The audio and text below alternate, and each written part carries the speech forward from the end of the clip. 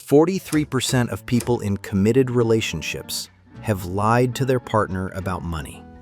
And 45% of people say that kind of deception is just as damaging as physical cheating. But here's the part that makes this complicated. For some people, keeping money hidden from their partner is the only thing protecting them.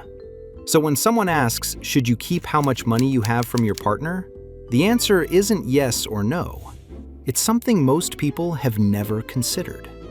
And it starts with a question that has nothing to do with bank accounts, nothing to do with budgets, and nothing to do with how much you earn. But it has everything to do with whether your relationship survives. And the reason most couples never see it coming is because they think the problem is about how the money is organized. Joint account or separate, 50-50 or proportional. But that's the surface, because underneath that surface, the damage is already happening. A Kansas State University study analyzed 4,500 couples and found that arguments about money are the single strongest predictor of divorce. Not kids, not sex, not in-laws, money. And these fights aren't just more frequent, they're harsher, they last longer, and they take longer to recover from than any other type of conflict. But here's what nobody tells you. The fights aren't really about the money. They're about something that was programmed into you long before you ever met your partner. Brad Klontz at Creighton University identified what he calls money scripts, unconscious beliefs about money that form in childhood and carry silently into every adult relationship you'll ever have. If you grew up watching your parents fight over every dollar, you develop one set of instincts. If you grew up in a house where money was never discussed, you develop a completely different set. And neither one is something you chose. These scripts run underneath every financial conversation you have with your partner. They determine whether you see a purchase as a threat or a reward, whether saving feels like safety or deprivation, whether spending feels like freedom or recklessness. And you don't even know they're there.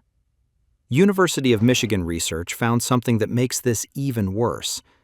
Tightwads and spendthrifts tend to marry each other, attracted to the opposite quality they dislike in themselves. Which means two people with completely incompatible money programming end up in the same house, arguing about the same purchases, and neither one understands why the other person can't just see things their way. And one of the biggest reasons these arguments never get resolved is because neither person has a clear picture of where the money is actually going. It's hard to agree on spending when neither of you can see it. This is exactly what our app Wally was built for. You log your transactions, scan a receipt, or upload a bank statement, and it breaks down exactly where every dollar went. No bank login, no handing your data to a corporation. It's free to download. Link is in the description. But even when couples can see the numbers, it doesn't always fix things, because the secrecy runs deeper than the spending. When researchers looked at why people hide money from their partners, the answers weren't what you'd expect. 38% said they believe some aspects of finances should simply remain private. 34% feared their partner's disapproval. This isn't greed, it's shame. It's someone whose money script tells them that spending is dangerous, so they hide a purchase to avoid the fight. Or someone whose script says their worth depends on their income, so they lie about what they earn to protect how their partner sees them. And what makes this worse is what happens when only one person is hiding. Northeastern University research found that when one partner hides money but the other doesn't, relationship satisfaction drops sharply. It's not the amount that causes the damage, it's the asymmetry. One person operating in one reality while the other operates in a completely different one. And here's the part that makes this so hard to fix. Fidelity's 2024 study found that more than a third of couples don't even know what their partner earns. 80% have one partner far more involved in finances than the other. And yet, 89% of those same couples claim they communicate well about money. They think they're on the same page. They're not even reading the same book. But that illusion is about to get worse, because for some people, hiding money isn't a choice. It's survival. Economic abuse occurs in 94 to 99% of domestic violence cases, and 75% of victims stay in or return to abusive relationships, primarily because they can't afford to leave. Financial abuse looks like giving your partner an allowance and demanding receipts, preventing them from working, running up debt in their name.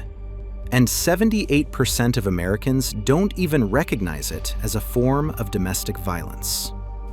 Which is exactly why the National Network to End Domestic Violence directly advises survivors to open a separate private account, when it's safe to do so. Because in these situations, a secret savings account isn't deception, it's a lifeline. So now the picture gets complicated. The psychology says your money beliefs were programmed before you ever met your partner. The data says most couples are hiding money out of shame and fear. And the abuse research says that for some people, hiding money is the only thing keeping them safe. Which raises the real question: what actually works? Here's what the data says.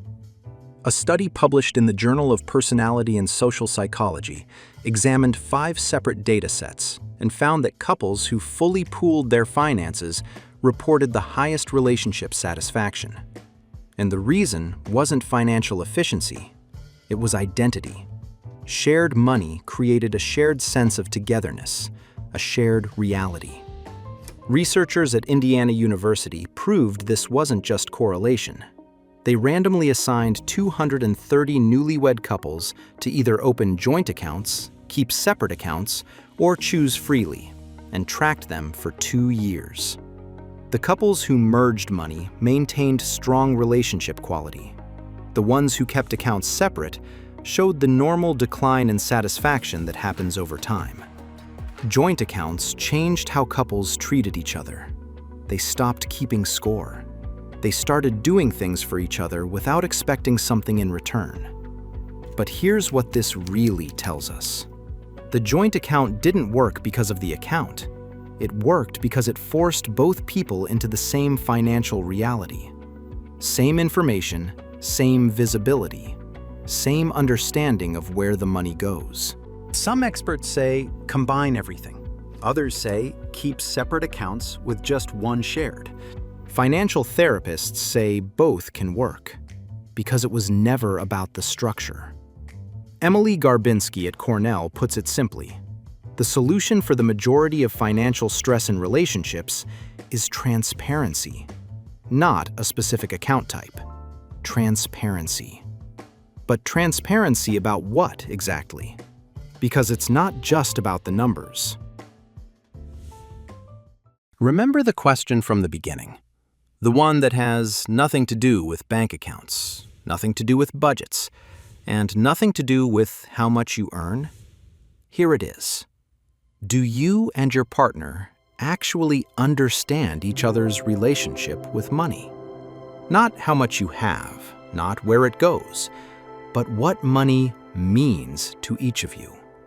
The beliefs you carry from childhood, the scripts running underneath every conversation, the fears that drive what you hide and what you share.